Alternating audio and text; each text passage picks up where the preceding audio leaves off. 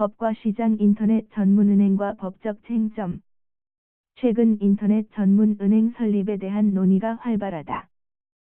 다소 때늦은 감이 있지만 반가운 일이 아닐 수 없다. 인터넷 전문은행이란 무엇인가? 이는 오프라인 점포를 통하지 않고 온라인으로 영업과 업무를 하는 은행을 말한다.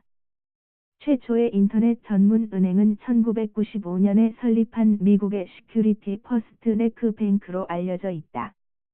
일본도 2001년에 일본 최대의 유통기업이 세번 뱅크를 설립했다. 다만 싱가포르와 홍콩은 인터넷 전문 은행에 대한 진입 장벽이 상대적으로 높은 것으로 알려져 있다. 그렇다면 인터넷 전문 은행을 둘러싼 논란은 무엇인가? 금산분리, 대면 본인 확인 의무, 최소 자본금 그리고 전자금융거래에서 금융소비자의 실효성 있는 보호 문제가 주로 문제가 된다. 현행 은행법 제16조의 2에 따르면 산업자본은 은행 지분의 4% 이하만 취득할 수 있다. 이는 은행의 사금화 내지 부실화 방지를 위해 절대적으로 필요하다는 논리의 기초를 두고 있다. 다만 이 규정은 국내 은행들이 주인 없는 상태로 운영되게 했다는 비판을 받기도 한다. 모든 것이 투명하게 공개되고 나아가 융합되는 디지털 시대에 너무 엄격한 금산분리 정책은 다소 논란의 여지가 있다. 일본도 1997년 금융위기를 맞아 산업자본이 은행 지분의 20% 이상을 취득할 수 있도록 제도를 변경했다. 우리나라의 경우에도 인터넷 전문 은행에 대해서만은 너무 엄격한 금산분리 정책을 완화할 필요가 있다. 또 다른 논란은 본인 대면 확인 의무 규정이다.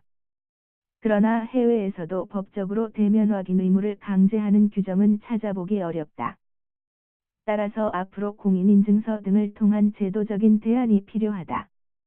아울러 은행은 1,000억 원, 지방은행은 500억 원을 최소 자본금으로 요구하지만 인터넷 전문은행은 그 진입 장벽을 다소 완화해야 한다. 업무가 상대적으로 제한적인 점과 온라인이라는 특성을 감안할 필요가 있기 때문이다. 인터넷 전문 은행의 온라인 거래는 보안 강화가 중요하다.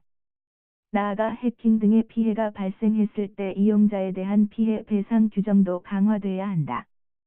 현행 전자금융거래법 제9조는 해킹 등 접근 매체의 위변조에 의한 사고가 일어나면 은행 측에 무과실 책임이 있다고 규정한다.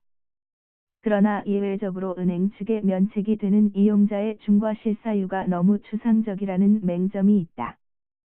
실제로 피해자의 컴퓨터를 조작해 금융정보를 빼내는 소위 파밍 즉 검사를 사칭하는 자해소가 가짜 검찰청 홈페이지에 자신의 금융정보를 기재한 사건에서 법원은 금융이용자의 중과실을 인정한 바 있다.